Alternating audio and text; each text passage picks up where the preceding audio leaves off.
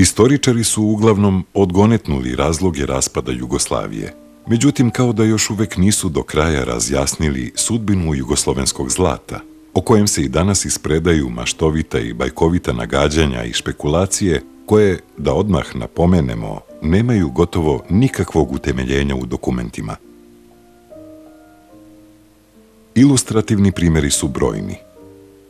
U fantastičnoj knjizi Beograd ispod Beograda autori navode predanje po kojem su Nemci odmah po zauzimanju Beograda na dno najmističnije građevine grada, rimskog bunara, spustili specijalno obučene ljude žabe, tražeći navodno baš skriveno blago Karađorđevića. Nesrećni ronioci su po istoj priči nestali, usisani u vodene sifone i dubine Beograda, pa je nemačka potraga brzo zaboravljena kao mističan i za osvajače isuviše neugodan događaj.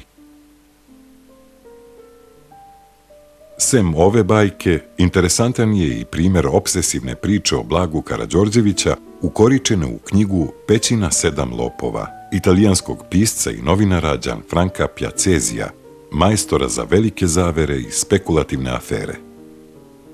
U njegovoj fantaziji radilo se o 60 tona zlata, koje su Italijani tobož u sanitetskom vozu prebacili iz pećina podno manastira Ostrog do trezora svojih banaka.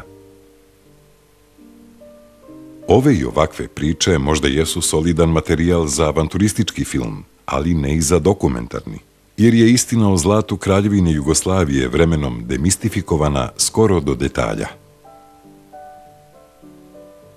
Potvrđujemo da je priča interesantna i izuzetno intrigantna, ali i prepuna monetarnih podataka, tako da će naša rekonstrukcija preneti samo okrugle cifre i najverovatnije zaključke.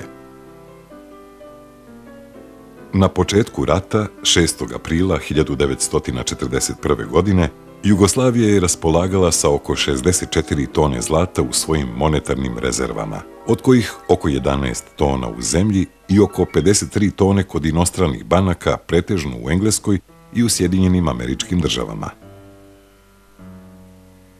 Interesantno je da je najveća količina od ove 53 tone jugoslovenskog zlata transportovana u Englesku razaračem Beograd, po nalogu obazrivog kneza Pavla, koji je iz razloga bezbednosti ovo zlato kasnije preusmerio iz bombardovane Engleske u Sjedinjene Američke Države. Po danas dostupnim dokumentima se može zaključiti da je nakon rata i izvršenih restitucija gotovo sav iznos zlata iz inostranstva ili vraćen u zemlju ili na izvestan način opravdan, odnosno postoje više nego jasne indicije kako i zašta je trošeno. Amerikanci su, recimo, pre vraćanja zlata Titu znatno umanjili deponovanu količinu, i to u vrednosti nekretnina koje je Titova Jugoslavija nacionalizovala.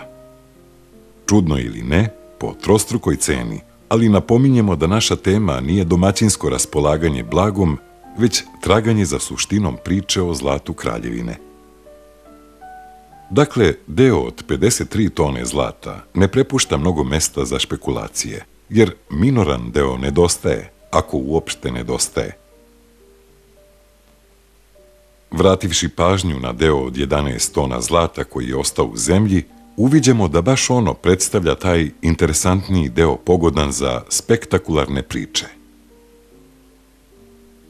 Banka Jugoslavije je pre nacističkog napada izmestila ovo državno zlato u unutrašnjost zemlje. Veći deo u Užičku filijalu, oko 10 tona, a manji deo u Sarajevo. Mi ćemo pratiti užičko blago, jer su sarajevsku zlatnu tonu odmah po izbijanju rata zaplenile ustaše i tom delu priče dodelili kraj. Kad je užičko zlato u pitanju, neverovatna je i razgranata šema njegovog deljenja, špedicija, pretovara, skrivanja, ali i pronalaženja i plenidbe. Užički tovar je, znamo, bio smešten u 204 sanduka, koji su na tragikomičan način voženi bez ranije pripremljenog plana, često i u pogrešnom pravcu, tako da su ga očerupale gotovo sve zaraćene strane, a da dodamo i to, sve su se vojske bavile ozbiljnim pretragama ne bi li zlato pronašle. Rekonstrukcija bi mogla da izgleda ovako. Od 204 sanduka, avionima je zajedno sa vladom i generalitetom sa aerodroma u Nikšiću u inostranstvo odnešeno svega 14 sanduka, odnosno oko 840 kg zlata. Ostalih 190 je raznešeno i posakrivano, ali tako da su Italijani na više mesta u Crnoj Gori zaplenili čak 179 sanduka, čitavih 10 tona. Zlato je prenešeno u italijanske trezore koji će 1943. godine pasti u ruke Nemcima, a 2 godine kasnije Amerikancima. Ovo zlato vraćaju Italiji, a ova Titovoj Jugoslaviji.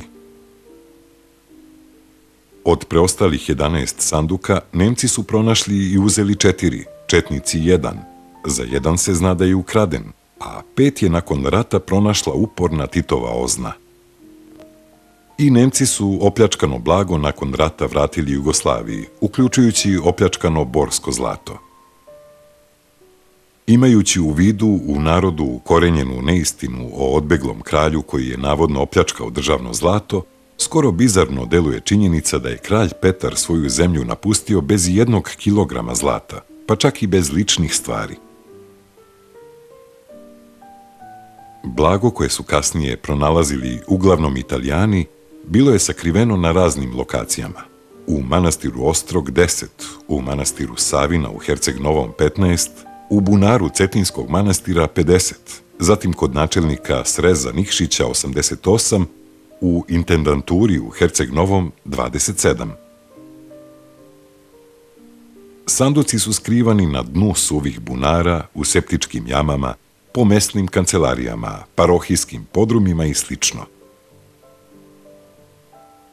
Podsjećamo da je u ovo vreme patrijarh Gavrilo lično prisutan u manastiru Ostrog, možda pokušavajući da autoritetom zaštiti deo sakrivene državne imovine, a možda i s namerom da blagoslovom isprati kralja u emigraciju. Ne poštujući sveto mesto, na manastir Ostrog je već 25. aprila izvršen prepad SS jedinica, koje su posle detaljnog pretresa manastira patrijarha uhapsili i odveli zajedno sa onim delom blaga koje su pronašli. Zaključujemo da, naravno, gde su pare, tu su i velika iskušenja, a u ovoj priči se pronalaze i skoro dodiruju likovi koji su jedva spojivi na javi. Priča o državnom zlatu, kao što vidimo, s pravom raspaljuje maštu, jer ona povezuje jednog kralja i patrijarha, zbačenog kneza i generale pučiste, pilote koji sklanjaju državne funkcionere u inostranstvo i arhimandrite koji kriju blago u jamama, šumama i ko zna gde sve. Ona povezuje ustaše, Italijane, četnike i SS oficire sa kolegama iz OZNE, pa i Tita sa londonskim i američkim bankarima. Knjigovodstvo pljački je zatvoreno, a Titovo raspolaganje restituisanim zlatnim depozitima ostavljamo za neku drugu, ne manje zanimljivu priču. Na kraju, sa priličnom sigurnošću možemo da ustvrdimo da je svako ponešto dobio od storije o zlatu, ili nešto zlata, ili kakvu bajkovitu priču. Jedini koji je izgubio sve je kralj Petar, kojem se pripisuje kukavički beg i monetarna pljačka nestale kraljevine. Izgleda da ni jedno ni drugo nije sasvim tačno, sem u istoriji, koju su napisali oni koji su pobedili.